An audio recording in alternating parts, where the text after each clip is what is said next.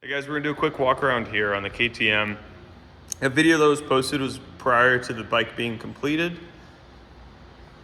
The photos that we posted on the auction are actually what it currently looks like. Just kind of going over here, all the nice little details.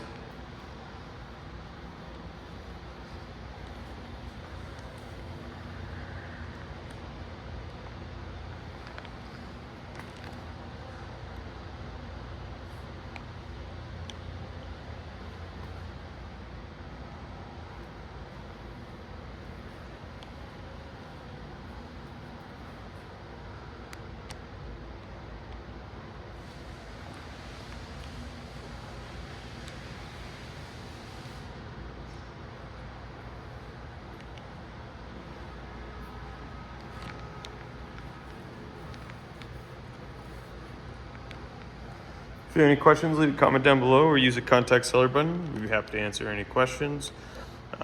If you'd like a shipping quote, you can also use the contact seller button.